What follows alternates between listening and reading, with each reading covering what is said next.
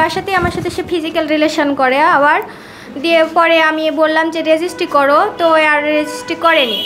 ওই আমার কাছ থেকে আরও কয়েকদিন সময় চাইলো। ওর ভমারিগঞ্জ বোনের যে বাসা, ওই বাসাতেও আমাকে নিয়ে গেছে, আবার ওই ছাতলার বাড়িতে নিয়ে যায়।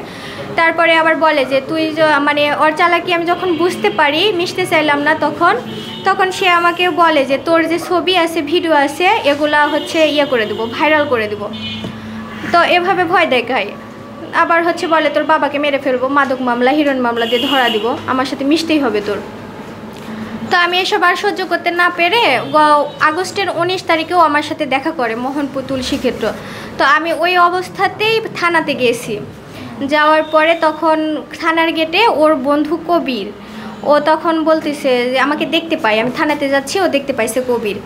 তো দেখার পরে তখন আমাকে ডাক দিল, আমি শুনলাম না, যাচ্ছি, তখন আমাকে জোর করে আটকাইলো। আটকানোর পরে অনেক বুঝাইলো যে এগুলো করো না, আমি রকেট রেজিস্ট্রির জন্য রাজি করাচ্ছি, অনেকেই তো এগুলো করলো, ওইও তুমি আর কতই সময় দিবা।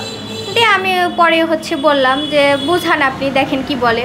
তো এই আর থানার ভিতরে যাইতে দিল না, হিটলারকে ফোন দেয়, দিয়ে রাজি করাই, হিটলার রাজিও হয়। দিয়ে আমি বাসাতে এসে আইডি কার্ড লাগবে আর জন্ম নিবন্ধনের নাকি কার্ড লাগবে, আমাকে কবির ভাই হিটলারের সাথে কথা বলে এটা নিতে বললো। তা বাসায় এসে ওটা নিয়ে কবির ভাইকে নিয়ে মোহনপুর আসি। হিটলার রাজশাহীতে ছিল।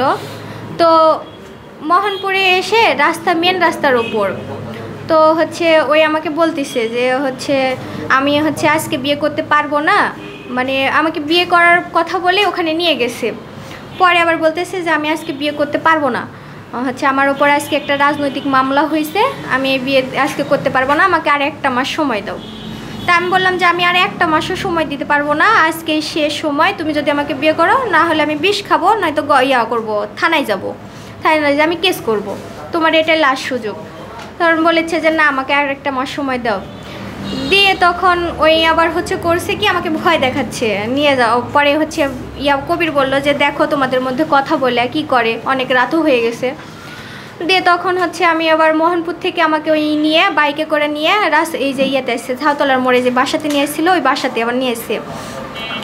নিয়ে আসার পরে আমাকে বোঝাচ্ছে যে আর একটা মাস দাও, আমার উপর রাজনৈতিক মানে মামলা হয়েছে, হ্যান ত্যান দেন, এইভাবে বললো যে বিপদের মধ্যে আসি, আবার হচ্ছে মানে আমি বিপদের মধ্যে আসি, আমার এই সিমও ট্যাগ করতে পারে, তোমার কাছে সিম থাকলে তুমি আমাকে একটা দাও বলে আম্মুর একটা সিম ছিল, ওই সিমটাও ওই নিয়েছে।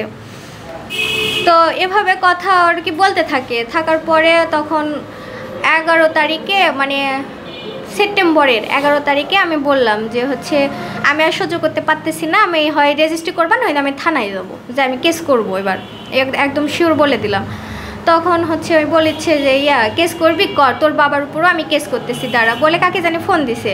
তা আমি ওই অবস্থাতেই থানায় হচ্ছে যাওয়ার জন্য রওনা হই। তো সন্ধ্যা 7টার সময় ঘটনা আর কি, তখন মানে আমি 7টার সময় বাজারে, তখন ওর যে ছোটো ভাই রিফাত, ওর বাসা বাজারে, ওকে পাঠাই ফোন দিয়ে যে হচ্ছে তুমি হচ্ছে দেখতো রিফাত ওই হচ্ছে ওই থানাতে যাচ্ছে, ওকে আটকা।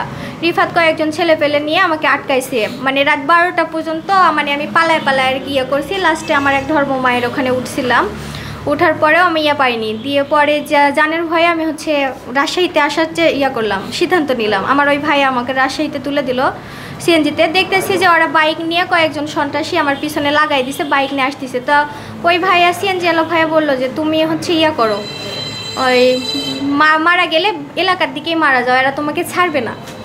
তো আমি আব্বুকে ফোন দিয়ে বাসার দিকে আবার আসলাম। আসার সময় দেখতেছি ওর বড় ভাই উজ্জ্বল পিস্তল নিয়ে দাঁড়ায় আছে, একটা রিভলভার নিয়ে দাঁড়ায় আছে আমাকে মারার জন্যে। তো ওটা দেখে আব্বু আর আমার হচ্ছে এক কাকু গেছিলো আমাকে আবার নিতে, ওটা দেখে পরে আবার আব্বু আর কাকু আমাকে হচ্ছে মানে অন্য সাইডটা আর কি আমরা বাসায় আসি। দিয়ে তারপরে হচ্ছে আবার কিছুদিন পর থানাতে যাওয়ার পরে মানে সারাদিন আমাকে ওসি তহিদুল বসায় রাখছে। প্রত্যেকটা অফিসার আমার কথা শুনছে, কিন্তু ওর নাম নেওয়ার জন্যে কেউ কেস নিতে চাচ্ছিল না, কারণ ওরা অনেক প্রভাবশালী সেজন্যে। মানে আওয়ামী লীগের ক্ষমতায় ছিল, আওয়ামী লীগের যুবলীগেও ছিল, ওর বাবার আওয়ামী লীগ করে, মানে অনেক ক্ষমতাশালী ওরা আর কি বলবো, অনেক লোকজন ওদের থেকে ভয় পায়। ও তো একাধিক মেয়ের সাথে রিলেশন করে, মানে ওর যে 2টা ওয়াইফ, 2টা না 3টাই ধরেন, এক মেয়েকে যেহেতু 2বার বিয়ে করছে। তারপরে হচ্ছে মিতু নামের একটা মেয়ের সাথে রিলেশন ছিল, সুরাইয়া নামের মেয়ের সাথে। আপনি এত কিছু জানার পরও তার সাথে মানে আমি এগুলো আমি মানে কেস করার পরে সব কিছু আর কি জানতে পারতেছি। হ্যাঁ, আমার সাথে ভিডিও দিয়ে আর কি ব্ল্যাকমেল করছে, আর হচ্ছে বলছে যে আব্বুকে মাদক মামলা হিরোইন মামলা দিয়ে ধরাই দিবে, আবার অন্য জায়গায় বিয়েও করতে দিবে না, এরকম মানে ছিল। মানে আমাকে শুধু ভোগ করে যাবে এরকম কোয়ালিটি ছিল আর কি। তো হচ্ছে এই লাস্ট পর্যন্ত সহ্য করতে না পেরে একটা মেয়ে কখন এতগুলা ক্যামেরার সামনে আসে বলেন, বা আমি প্রশাসনের কাছেও কোনো বিচার পাচ্ছি না, থানায় গেছি তাও পাইলাম না। এখন কোর্টে গেছি, কোর্টেও ওরা হচ্ছে পিবিআইকে কিনে নেওয়ার হুমকি দিছে, 4-5 লাখ টাকা খরচ করে পিবিআইকে কিনে নেবে। তো আমি আসছি আপনাদের কাছে প্রত্যাশা নিয়ে যে হচ্ছে আর কোনো মেয়ের জীবন যাতে ওই নষ্ট করতে না পারে। মানে একাধিক মেয়ের জীবনও নষ্ট করছে, আমারটা তো করছে। তো ও যাতে আর কোনো মেয়ে যাতে জীবন নষ্ট না করতে পারে, সেজন্য আমি আর কি ওর সুষ্ঠু বিচার চাচ্ছি, ওর যেন ন্যায় বিচার হয়।